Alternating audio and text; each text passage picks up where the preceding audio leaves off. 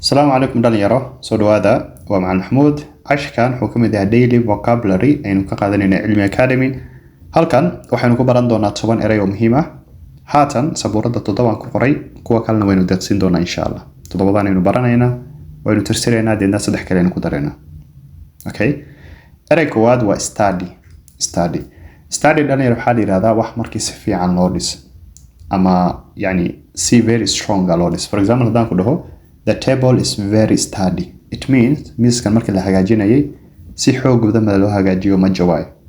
It's very strong. Yes, sturdy.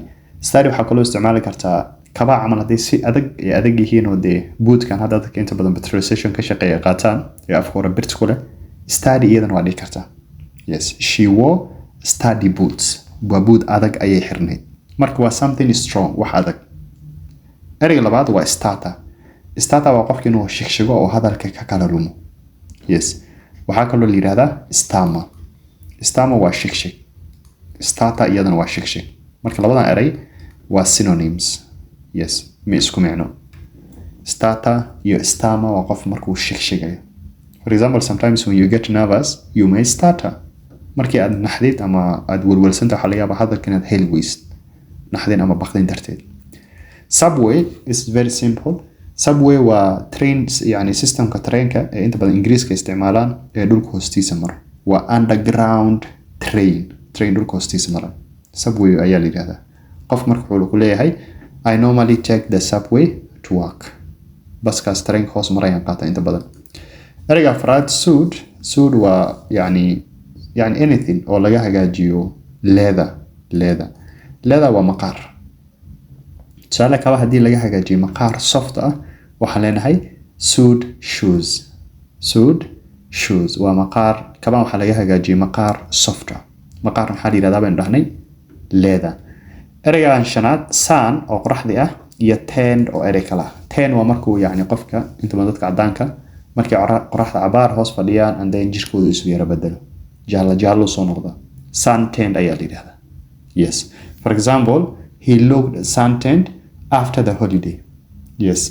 Erayga lixaad is very simple. Sweet waa qofka u dhashay yani Swedish yaa la yiraahdaa Swede. Erayga toddobaad synchronize waxay isku macnaheeyeen coordinate laba wax in maxay ahayd ee isku waqti dhacaan. Two things that are happening at the same time. Taas ayaa la yiraahdaa synchronize. Waa coordinate ama something that much they happen at the same time. Okay, so waa tirtiraya saddex eray oo kala san u qaadsiino. Erayga sideedaad aynu cashkan ku baranayno waa tabloid. Yes, tabloid waxaa la yiraahdaa yani inta badan journal lagu soo qoro sheekooyinka markaas suuqa ku jiro ama sheekooyin yar oo yani markaas suuqa ku jiro. Tabloid ayaa la yiraahdaa. It's a magazine. Journalka caadiga waxaa la yiraahdaa magazine ama journal, pamphlet, tabloid, bullet. Marka way kala duwan yihiin kulli waa wada journal laakiin midna sheekooyinka yararka lagu soo qoraa oo markaas suuqa ka jiro ee ka shidan marna kuwana waxa lagu soo qoraa maxaa ahayd waa iska journalka caadiga ahayd sida Daily Nation, Standard, The Sunday Times and all those. Anyways, tabloid waxaa la yiraahdaa nooc ka mid ah journalka inta badan waxa lagu soo qoraa sheekooyinka markaas tag. Erayga sagaalaad waa tag for example dharka waxay leeyihiin label waa waraaq yar oo ku qoran yihiin size-kooda iyo lacagtoodii waxa noocaas. Okay, waraaqdaas waxaa kaloo la yiraahdaa tag. Sometimes waxaad maqlaysaa iyadoo la leeyahay price tag.